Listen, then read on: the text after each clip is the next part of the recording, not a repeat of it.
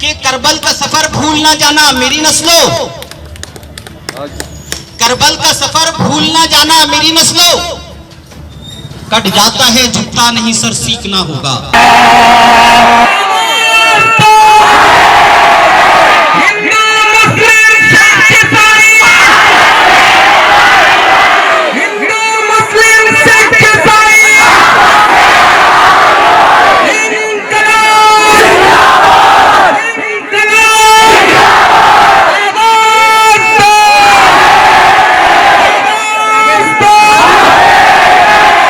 तुम तो बातिल हो भारत के आईन के, तुझसे जमहूरियत के गुनहगार को, तेरी सरकार को, तेरे दरबार को मैं नहीं मानता, मैं नहीं मानता। कि हिटलर का हाल वही होगा, जो हिटलर की चाल चलेगा वो हिटलर की मौत मारा जाए। इस पे भी मेरा कोई विरोध नहीं है। आप सरकार का विरोध करें, किसी व्यक्ति विशेष का विरोध करें, किसी पार्टी का विरोध करें, यह आपका अधिकार है। लेकिन 2020 का भारत का विरोध नहीं करने। आप आइडिया ऑफ इंडिया को नहीं तोड़ सकते हैं। एक महिला की स्पीच सुनिए, वो अपनी स्पीच में कह रही है कि ए जालिमों, यानी सत्ता और इस सत्ता के साथ खड़े होने वाले लोगों को वो ए जालिमों करके एड्रेस करती है। और इतनी फिलॉसफिकल बात ऐसे ही हल्के में नहीं कही जाती है, उसके पीछे बड़ा नैरेटिव होता है। उसने कहा कि हमने अपने बच्चों को लोरी नहीं सुनाई है, हमने अपने बच्चों को ट्विंकल ट्विंकल लिटिल स्टार नहीं सुनाया है, हमने अपने बच्चों को करबला की कहानी सुनाई।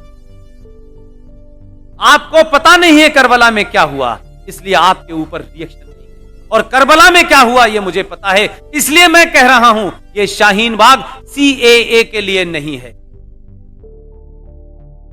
यह एक सरकार के आने के बाद इस देश की धरती पे, इस देश की विधानसभाओं में, इस देश के संसद के अंदर, इस देश के संविधान के अंदर जिस तरीके से नाजायज तरीके से डरा डरा करके, जैसे मौलाना आजाद ने, ये किसने कहा, कहां कहा पता नहीं, लेकिन खुद ये आइडिया एक मार्केट में फ्लोट कर दिया मौलाना आजाद ने कि देखिए पूरा वंदे मातरम गाने से मुसलमानों की आहत हो रही है और वो चाहते हैं कि इसमें बदलाव हो। क्रिएट कर दिया और खुद ही कमेटी के मेंबर भी बने और 3-4 और जोकरों को रख के उसे कहा कि इसको खत्म कर। इसलिए कुछ लोग तेज हैं क्या नैरेटिव क्रिएट करना है। उसने जब ये कहा कि हमें करबला की शहादत का पता, मैं उन्हीं मुसलमानों से एक सवाल कर रहा हूं, सच बताओ कुरान शरीफ पे हाथ रखकर, करबला में क्या हुआ? अगर यह हिम्मत नहीं है तो हिंदुओं को और सनातनियों को झूठ बोलने के लिए करबला का इस्तेमाल। करबला में तुमने मोहम्मद साहब के खानदान, उनके नवासों के नवासे, उनकी हत्याएं करके उनकी गर्दनों को नेजों के ऊपर, नेजों कहते हैं बड़े बड़े त्रिशूलों के ऊपर लेकर के शाम की गलियों में उनकी औरतों को बेराबरू होके घुमाया था। तुमने ये किया था। तुम किसको बताना चाहते हो? तुम तो न मोहम्मद के सगे हो न उनके खानदान के सगे हो। तुमने तो उनके दामाद को नमाज पढ़ते हुए उनका कत्ल किया। तुमने तो मोहम्मद की बेटी के घर में आग लगाई और जलते दरवाजे में उन्हें मार के दफन कर दिया। तुमने उनके नवासों की गर्दनें काटी। तुम कहते हो कि करबला हमें याद है। तुम करबला के बारे में झूठ। आज ये ताकतें कौन हैं?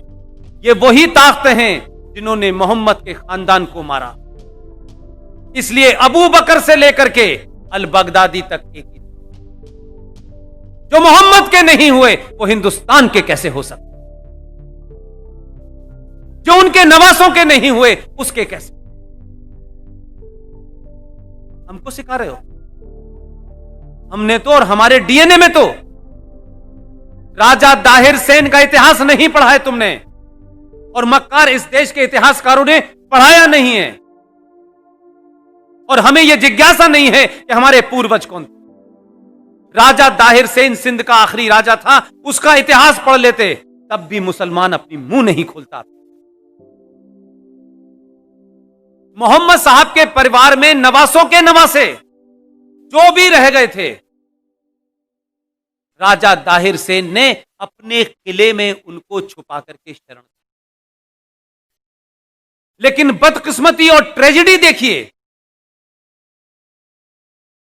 कि कासिम जो चला था वहां से, पूरा नाम उसका क्या है, मोहम्मद बिन कासिम। जो मोहम्मद बिन कासिम आया, उसने खानदान के खानदान मारे, मोहम्मद साहब के खानदान को मारा। राजा दाहिर उनके खानदान को बचाते बचाते लड़ते लड़ते शहीद हो गया, लेकिन मोहम्मद के बच्चों पे उसने आंच नहीं आने दी। उस मोहम्मद बिन कासिम ने मोहम्मद के खानदान को मारा। पाकिस्तान का आज हीरो मोहम्मद बिन कासिम। कहां के मुसलमानों हो और किस जगह के मुसलमानों हो, हमारे मुसलमान होने पे मुझे शक है। और मेरा शक इसलिए है, जो मुसलमान हैं पूरी दुनिया में, जो कुरान को मानते हैं, जो शरिया को मानते हैं, जो हदीस को मानते हैं, वो मुसलमान होने का पाखंड नहीं करते। तुम मुसलमान नहीं हो।